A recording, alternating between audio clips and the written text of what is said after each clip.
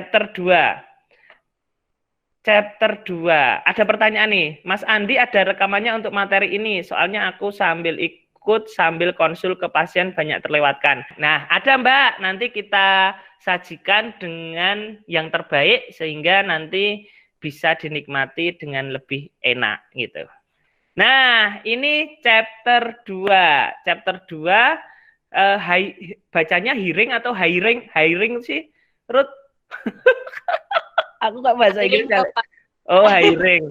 Oke. Hiring for scale up, recruitment. Nah, ini bagus sekali nih. Ini bagus sekali. Anda maunya apa? Mau elang, maka carilah elang. Mau orang positif, carilah orang positif.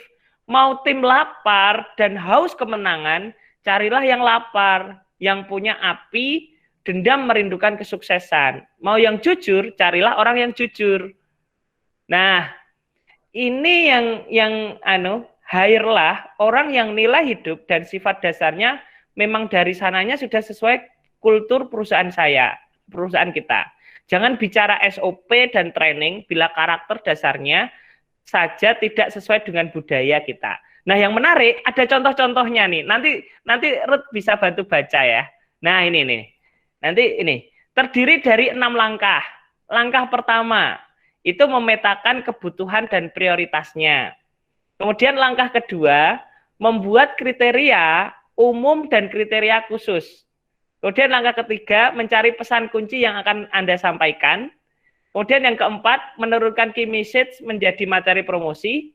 Kemudian yang langkah kelima, mencari tempat promosi. Langkah keenam, proses seleksi. Yeay, sudah ada yang tanya harga bukunya berapa. Sayangnya saya nggak jual. Dicek di Google aja. Cek di Google ada kok harganya. Semua bisa diatur, cek di Google. Enggak, ada yang lebih murah Mas, 750. Enggak segitu deh. Coba cek di Google. Nah, lanjut ya. Lanjut dulu. Nah, ini nih, bagus nih. Memetakan kebutuhan dan prioritasnya. Rencana Manpower Plan. Ini MPP, kalau dalam bahasa HRD namanya MPP. MPP, Manpower Plan. Nah, ini posisi jumlah tim yang dibutuhkan, alasan, tugas utama, pendidikan, pengalaman, pengetahuan atau keahlian, status. Nah, ini ada cara membacanya. Ada cara membacanya. Nah, ini ada cara membacanya nih. Di sini ada QR code-nya, ada cara membacanya. Halamannya 375-an, Mas Krio. Ini ada manpower-nya nih, bagus sekali ini. Kemudian nih, membuat kriteria umum dan kriteria khusus. Ini ada yang menarik nih. Ada perbedaan antara hiring 2,5 jutaan versus 25 jutaan. Lebih hemat mana? Mbak Ruth, tolong bisa dibantu baca Mbak Ruth. Iya, Pak. Coba Mbak, dibaca Mbak. Aku udah kirim tuh ke tempat Mbak Ruth. Perbedaan hiring 2,5 juta versus 25 jutaan. Lebih hemat yang mana? Dulu, ketika saya masih mengurus satu bisnis saja, sehari saya bekerja minimal 12 jam. Saya mengerjakan banyak hal dan membuat banyak keputusan setiap hari. Terus capek? Dan bullshit lah kalau saya bilang tidak capek. Iya, saya senang mengerjakan pekerjaan saya. Tapi mau senang kayak gimana juga, pasti badan bakalan capek. Pikiran juga capek. Wajar kan? Nah, motivasi yang tadinya tinggi lama-lama turun juga. Karena energi fisik pun lama-lama juga akan turun. Secara mental juga ide-ide baru tidak keluar sekencang waktu kita awal memulai dulu. Ini wajar. Biasanya kondisi diperparah dengan emosi dan amarah kita karena kita seperti menjadi pemadam kebakaran. Ada satu hal saja kita lupa mengurus dan terlalu dipasrahkan ke tim, jadinya blunder atau kesalahan bermunculan. Kita lagi deh yang harus ngeberesin. Kesalahan ke customer, kesalahan membeli barang, kesalahan kerja sama dengan supplier, kesalahan merekrut, kesalahan mengurus uang. Kalau mereka yang ngerjakan, masalahnya ada aja. Kalau kita turun tangan, semuanya kembali beres. Tapi kenapa rasanya harus kita terus yang turun tangan? Yang lebih ngeri lagi nih, dengan segala drama yang terjadi, dengan segala energi yang habis-habisan saya keluarkan, hasil yang saya dapat juga segitu-gitu aja. Merekrut profesional yang gajinya besar, merekrut orang-orang yang bahkan salary mereka lebih besar dari sharing profit yang saya terima, semula terasa nggak masuk akal. Saya berpikir kalau dengan tim sekarang yang sepertinya lebih murah, bisnis ini bisa jalan. Kenapa saya harus mengurangi profit saya dengan merekrut orang yang lebih mahal? Gak terimalah hati ini. Dalam bisnis, kata guru bisnis saya, free cash is king, gitu kan? Rasa alergi untuk merekrut orang yang lebih mahal semakin diperparah dengan trauma-trauma masa lalu. Dulu pernah hire orang, waktu zamannya UMR 2 jutaan, kita hire orang 10 jutaan. Tapi malah nggak perform, nggak bisa ngapa-ngapain, rugi bandar. Setelah ada teman menasehati saya, Mas, nyoba hire profesional sudah berapa kali? Saya jawab, 2 kali Pak, kata dia. Kalau sudah 10 kali, baru boleh kapok Mas. Teman saya yang skala bisnis dan pergaulannya jauh lebih besar dari saya menyampaikan nasihat ini dengan begitu ringan seperti seorang master memberikan tips kepada amatir baru. Dia bilang, kalau sekali dapat pasti ketagihan. Dan jangan lupa berikan mereka waktu yang cukup untuk nyemplung ke bisnis Anda. Kasih waktu untuk memahami dan juga beradaptasi. Saya pun mencari lagi, melakukan interview, melakukan background check dengan teknik yang lebih baik. Dan saya benar-benar ketagihan untuk meng-hire orang yang angkanya lebih mahal. Kalau kita hire orang yang gajinya UMR atau di bawah UMR, dia bisa melakukan sesuatu hanya jika kita memberikan instruksi dengan sangat detail. Kita kurang detail sedikit, dia pasti akan membuat kesalahan. Or he or she will make a mistake. Dia bisa menyelesaikan masalah kalau kita mengajarkan cara menyelesaikan masalah tersebut. Kalau ada masalah yang beda sedikit aja, dia akan datang lagi ke kita. Itu yang saya rasakan. Ada juga kurang lebih sama kan? Menghabiskan uang saya juga karena kesalahan-kesalahan gak penting. Kalau saya hitung-hitung dan saya ingat-ingat lagi, mungkin ruginya lebih banyak daripada untungnya. Lalu poin kedua, kalau kita hire orang yang gajinya 2-3 kali UMR, mereka adalah orang-orang yang sudah tahu bagaimana mengerjakan pekerjaan mereka. Dan mereka bisa menyelesaikan masalah. Kita bisa terus datang kepada mereka memberikan masalah dan mereka bisa mencari solusinya. Biasanya ini level spesialis, level supervisor, dan juga manajer. Lalu poin yang ketiga, kalau kita hire orang dengan gaji 4 sampai dengan 5 kali UMR atau di atasnya, mereka adalah orang-orang yang sudah bisa mencari masalah untuk dirinya sendiri. Tidak hanya menjaga bisnis survive, mereka terus mencari masalah baru dan menyelesaikannya agar bisnis bisa menanjak performanya. Lebih menyenangkannya lagi, orang-orang ini tidak senang di micromanage. Tidak suka kalau kita ngasih instruksi yang terlalu detail kepada mereka. It will be almost total reduction of struggle and decision making untuk para owner.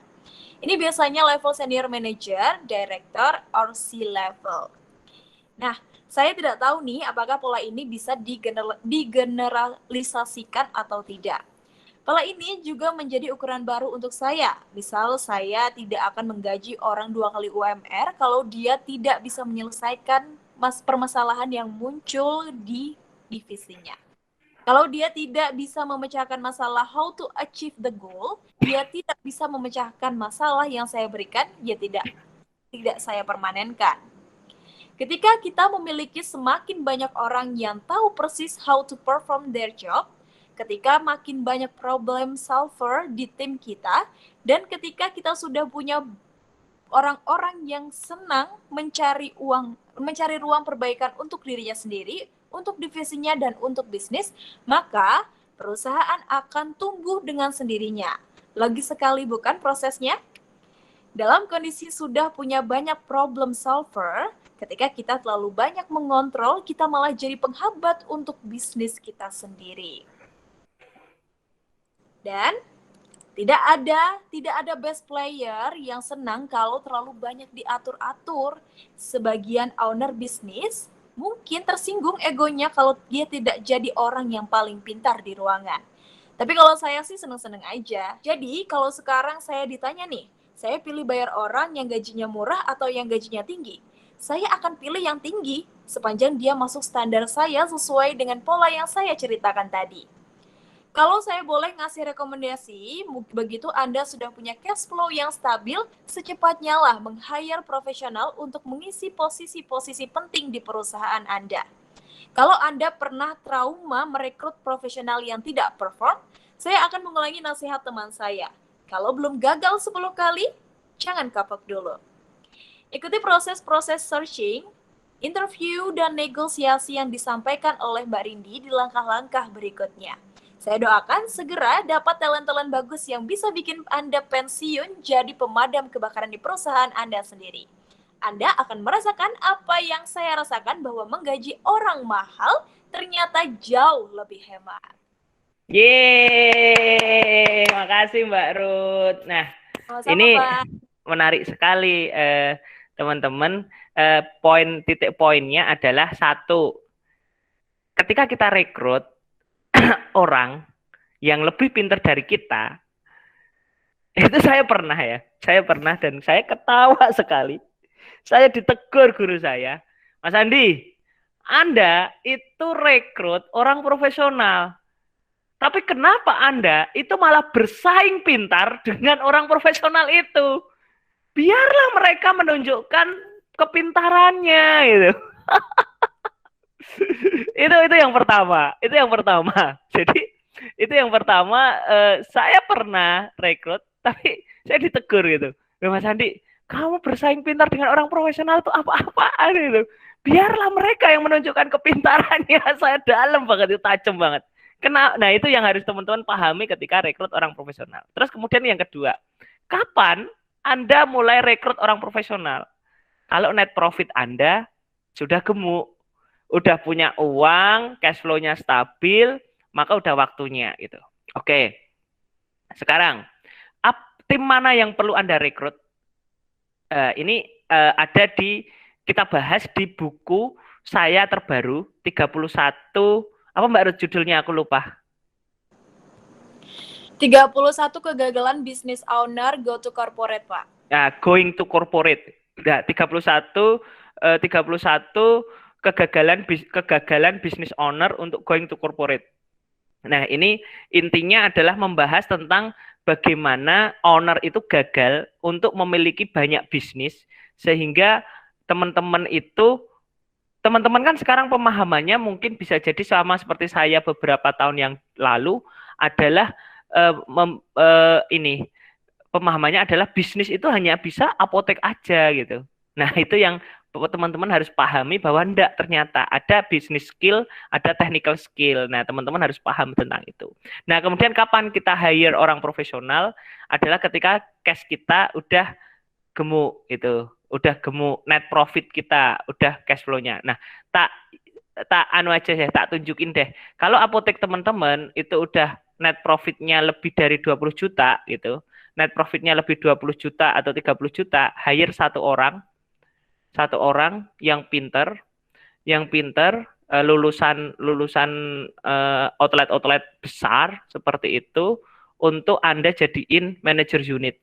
Tugasnya adalah apa? Manajer unit ini tugasnya adalah untuk membuat, yang pertama adalah membuat apotek Anda net profit-nya sesuai target Anda, dan membuat outlet baru itu. Kemudian kalau teman-teman udah punya banyak outlet, net profit-nya udah lebih dari 100 juta, 70 juta lah, investasikanlah 20 juta per bulan untuk hire 4 orang hebat. 4 orang hebat yang ini akan kita bahas di bedah buku selanjutnya, di bedah buku saya. Itu adalah 4 orang hebat ini adalah 4 sampai 5 juta gajinya, itu 20 juta lah Pak. Paling enggak 4 juta berarti 16 juta sampai 20 juta. Itu tim finance, operation, marketing, dan HRD. Nah, ini tim ahli ini tugasnya apa nih? Namanya tim holding. Tugasnya adalah membuat unit bisnis baru dan mengurusi bisnis yang udah settlement sehingga net profitnya sesuai dengan keinginan kita. Itu. Nah, kemudian itu yang teman-teman harus pahami tentang ini ya. Ini Mas Karuma Barza udah terjawab ya. Itu ya. Ini kemudian Bu Seniwati ya. Ini Bu Seniwati senior ya, udah lebih paham nih tentang bagaimana mempekerjakan orang profesional ya. Nah, terus langkah ketiga di buku ini itu adalah mencari pesan kunci yang akan Anda sampaikan. Nah, ini teman-teman kalau untuk fresh graduate, permainannya cenderung sederhana nih. Job street, iklan di sosmed dengan konten standar masuk nih. Tapi kalau perusahaan-perusahaan yang masih berkembang, masih kecil ini, kita masih kecil ini gimana cari orang yang terbaik gitu. Nah, ini yang ini ya. Ini harus kita dibahas di dalam buku ini gitu. Nah, kemudian menurunkan kunci key message menjadi materi promosi. Nah, ini materi promosi dibahas nih, iklan lowongan kerja itu ada apa aja, headline, subheadline, rekrutmen teknis, alasan kenapa kita butuh dia dan alasan kenapa dia harus join, dan contoh iklannya nih gitu. Terus ini contoh di LinkedIn kayaknya. Di LinkedIn ya, LinkedIn Head of Production, Product Design, Head of Product Design, Chicago full time. Ini macam-macamnya nih. Contoh di buku ini nih saya fotokan. Ini ada pertanyaan dari Mbak Andita. Bagus mempekerjakan orang lebih hebat. Cuma di daerah aku terbatas apotekernya dan semua rata-rata punya apotek sendiri.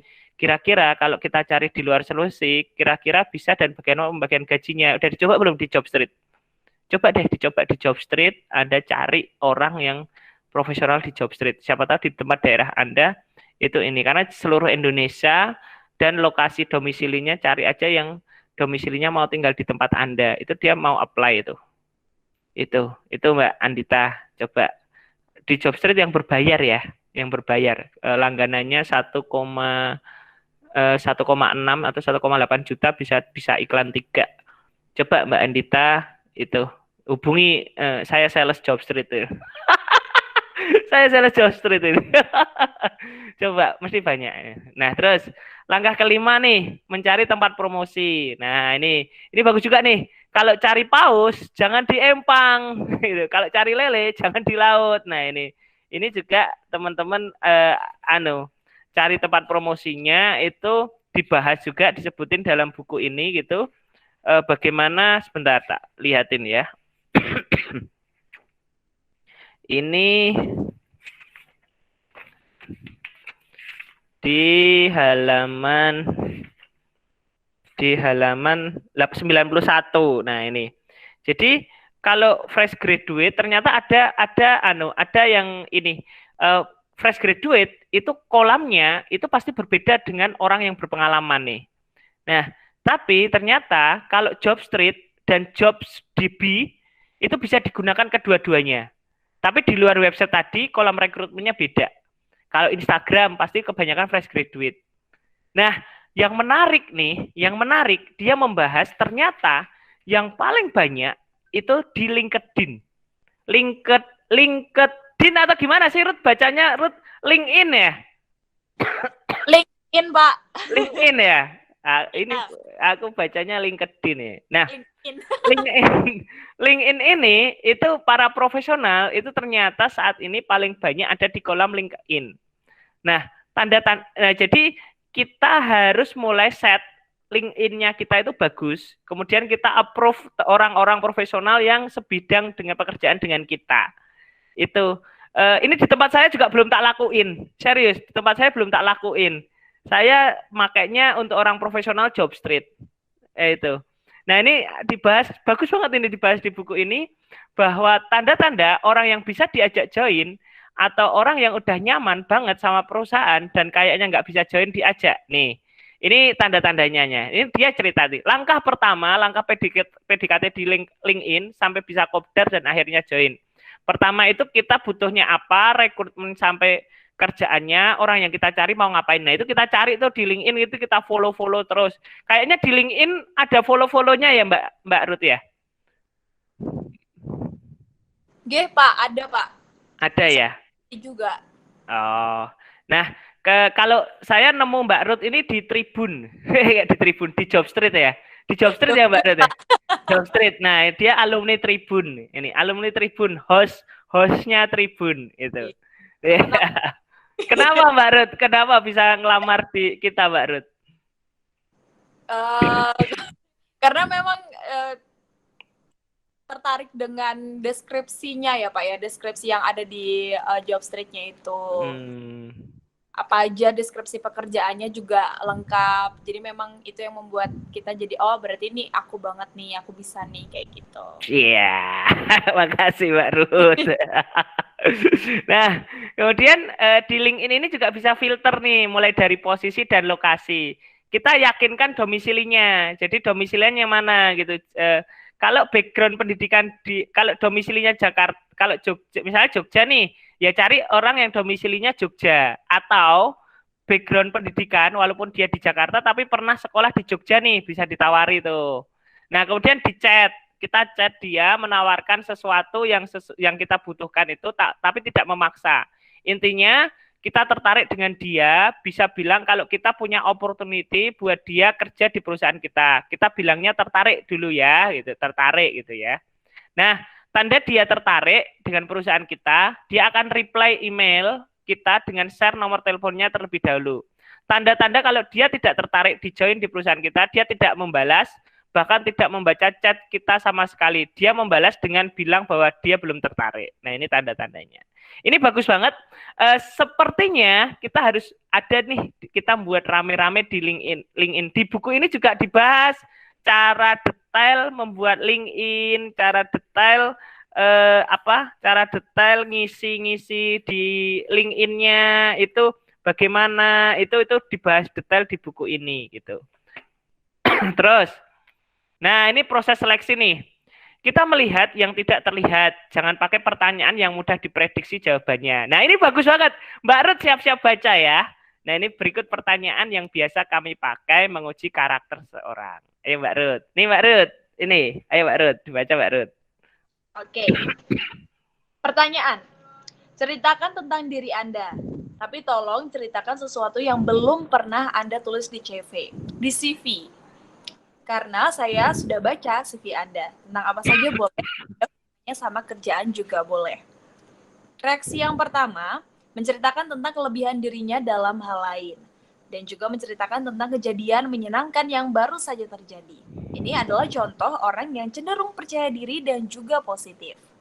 Lalu ada reaksi B, menceritakan tentang kekurangan dirinya sendiri, menceritakan masalah yang pernah dihadapi. Orang ini adalah orang yang cenderung negatif dan punya rasa takut. Cocok untuk pekerjaan yang butuh kedisiplinan dan minim kesalahan. Nah, di keterangan, ini adalah pertanyaan yang klasik. Semua pasti sudah menyiapkan jawaban dari pertanyaan "Tell me about yourself".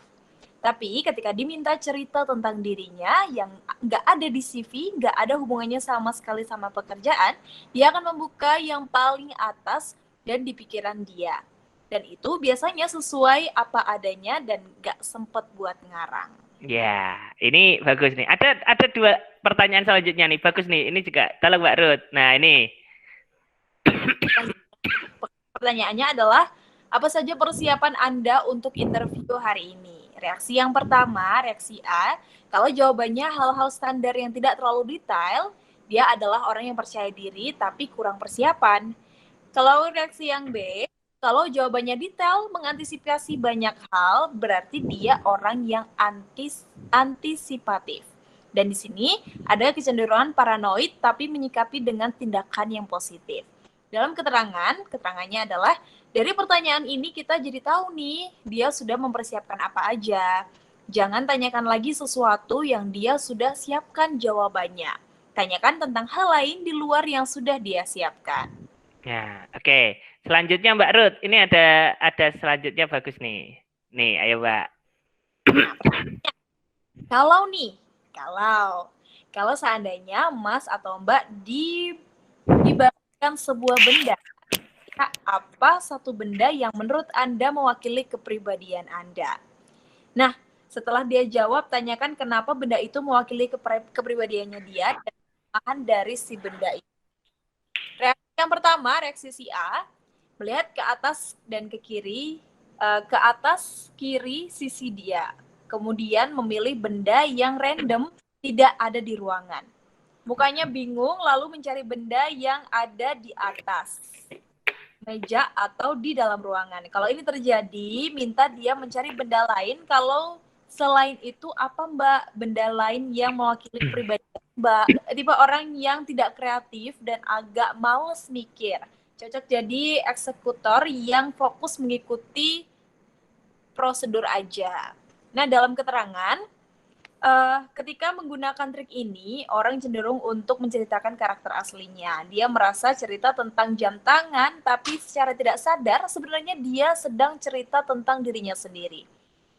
Sehingga bisa lebih lepas dan tidak terlalu menutup-nutupi. Nah, di sini yang kedua, lihat reaksi wajahnya saat mendapatkan pertanyaan yang sulit. Apakah cemas, apakah merasa ini seru, apakah bicara negatif kepada dirinya sendiri. Cari orang yang tetap bercerita dengan positif. Ya, ini cara memilih orang positif ternyata ada triknya. Ada lagi nih Mbak Ruth. Nih. Oh, ini yang tadi yang ini satu kok. Ayo Mbak. Oke. Sekarang kita berandai-andai kalau seandainya karena satu dan lain hal Anda kita buang ke satu pulau terpencil dan hanya boleh membawa satu barang. Barang apa nih yang akan Anda bawa? Nah, kalau reaksi yang pertama, kalau jawabannya hal-hal yang mendekati kesenangan, maka dia tipe orang yang cocok dimotivasi dengan reward. Cocok untuk jadi tim marketing dan dikasih goal-goal yang besar. Saya akan bawa pancingan supaya bisa makan ikan bakar setiap hari. Saya mau nikmatin waktu di pulau sampai puas. Habis itu, kalau sudah puas, saya telepon minta jemput. Saya mau bawa pacar saya akan bawa kantong Doraemon. Lalu reaksi yang B, kalau jawabannya hal-hal yang menghindari sengsara, berarti dia tipe pemain yang bertahan, tipe yang main untuk tidak kalah. Biasanya mereka lebih bergerak karena menghindari punishment. Cocok untuk posisi yang goalnya bertahan, menghindari error produksi, menghindari investasi rugi, menghindari customer complaint. Contoh jawaban, saya akan bawa pisau untuk menghadapi binatang buas. Saya akan membawa korek api supaya saya bisa bertahan hidup dan tidak kedinginan dan yang lain-lainnya. Gitu. Keren, keren. Ini ada lagi nih. Nah, ini Mbak. Oke. Pertanyaan yang selanjutnya, boleh nggak nih diceritakan buku apa yang paling terakhir Anda baca? Kapan Anda membacanya? Untuk reaksi yang pertama, sudah lebih dari 1 bulan tidak baca buku, berarti dia tidak senang membaca. Yang B, beberapa hari terakhir membaca buku. Berarti punya mental pembelajar. Enak ini kalau mau diajar-ajarin, tapi harus lihat juga buku apa yang sering dia baca. Apakah bukunya nyambung dengan pekerjaan? Apakah bukunya membuat dia tumbuh secara intelektual? Kalau bukunya buku yang sulit dan terlalu filosofis, kemungkinan dia bukan orang yang praktikal dan juga bisa jadi kecenderungan terlalu banyak berpikir dan sedikit action. Nah, keterangannya, senang membaca adalah karakter orang-orang kelas A. Dari buku yang dibaca, kita bisa tahu karakter orang, karena karakter dipengaruhi oleh apa yang ada di dalam pemikiran.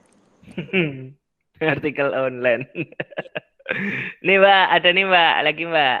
Selanjutnya, skill apa nih yang Anda punya yang paling membawa dampak besar buat bisnis kami? Untuk yang reaksi A, menjawab dengan jelas skill apa yang dia punya dan tahu apa dampak dari skill tersebut untuk membantu perusahaan. Lalu reaksi yang B, tidak bisa menjawab dengan spesifik tentang skill yang dia punya. Malah menjawab dengan sifat-sifat dan kepribadian. Tipe orang yang tidak praktikal, tidak tahu apa yang bisa dikontribusikan, cuman mau cari kerja aja. Oke, nih.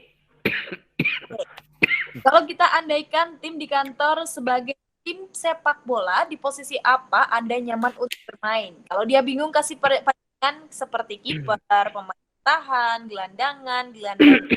gelandang maksudnya, maaf bukan gelandangan, gelandang sayap, gelandang serang, gelandang utama, atau yang mana nih? Kalau yang pertama, jawabannya kalau dia menjawab pemain-pemain menyerang, kemungkinan besar dia orang yang dominan dan dia pengejar target atas. Cocok untuk marketing, cocok untuk leader, dan juga dinaikkan terus targetnya. Kalau dia menjawab posisi-posisi pemain bertahan, maka dia tipe orang yang mengamankan batas bawah. Cocok untuk jadi staf keuangan, customer support, admin, operator produksi, dan juga yang lain-lain. Sambil dia menjawab, perhatikan wajahnya dan juga intonasi suaranya. Apakah dia menjawab ada perubahan suara, jadi lebih keras? Apakah reaksi wajahnya berubah, alis bergerak-gerak, dan yang lain-lain? Kalau ada gerakan yang jadi tidak natural, kemungkinan ada sesuatu yang... Kalau dia menjawab santai, kemudian jawabannya itu adalah benar. Gitu. Ini ada lagi. Pertanyaannya, setiap orang punya kelebihan dan kekurangan masing-masing.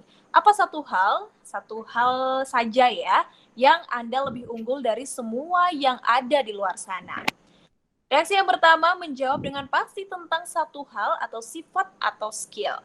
Nah, orang ini yang punya self-awareness yang baik, yang kenal dengan dirinya sendiri. Untuk reaksi yang B, menjawab tentang beberapa hal.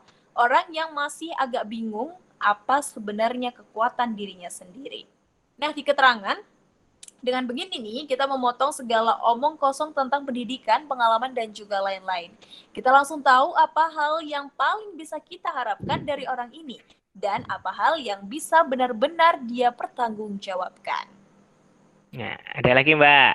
Oke, pertanyaannya, ceritakan tentang 3 bulan pertama di pekerjaan Anda sebelumnya. Apa saja yang sudah Anda lakukan dan apa saja yang sudah Anda capai. Reaksi yang pertama bisa menjawab dengan jelas langkah-langkah apa saja yang dia lakukan. Bisa menjawab dengan tegas apa hasil yang dia capai. Nah, kalau ini adalah tipe orang yang sudah tahu nih apa yang harus dilakukan dalam pekerjaannya. Lebih bisa diandalkan untuk deliver result. Dan selanjutnya untuk reaksi yang B, kalau dia membreakdown dengan detail nih langkah-langkah apa saja yang dilakukan, dia langsung lompat cerita tentang hasil atau cerita tentang hal-hal yang tidak relevan, cerita alasan-alasan kenapa dia belum bisa maksimal di 3 bulan pertama. Ini adalah contoh orang yang sibuk dengan pikirannya sendiri dan bukan pekerja yang efektif. Nah, di keterangannya, orang yang efektif adalah orang yang biasa memberikan hasil dalam waktu yang singkat, bahkan ketika dia di dalam kondisi harus beradaptasi. Nah, nih ada lagi nih. Nah, yang selanjutnya, kalau boleh nih, boleh ceritakan dong tentang bos Anda yang terakhir. Ini sensitif ya. Kayak gimana sih orangnya? Bisa juga diganti ceritakan tentang mantan pacar Anda yang terakhir. Kayak gimana dia orangnya. Untuk reaksi yang pertama, kalau dia orang yang positif, dia akan cenderung menceritakan hal positif tentang orang lain. Tapi kalau misalnya dia bicara tentang yang negatif nih, dia cenderung enteng cerita tentang kejelekan orang lain. Nah, ini terakhir. Dan yang terakhir, pertanyaannya, ceritakan tentang satu masalah atau proyek yang Anda selesaikan dengan lebih baik, lebih cepat, lebih cerdas, lebih efisien, dan juga lebih murah. Nah, reaksi yang pertama, kalau dengan konkret proyek yang dia kerjakan, artinya dia benar-benar melakukannya. Bukan cuma numpang beket dari kesuksesan kerja tim, padahal dia tuh nggak ngapa-ngapain. Nah, yang reaksi selanjutnya, kalau dia bisa menceritakan dengan konkret, kemudian dia hanya punya peran minor dalam proyek atau penyelesaian masalah tersebut. Nah, untuk itu, di keterangan gunakan metode STAR untuk menggali tentang hal ini. Nah, ini saya juga nggak paham tentang metode STAR. Itu apa? Bisa di QR code teman-teman kalau mau tahu informasi tentang STAR itu, silahkan di QR code. Ada yang mau QR code? Chat dong kalau mau QR code, tak tunggu nih. Tak tunggu.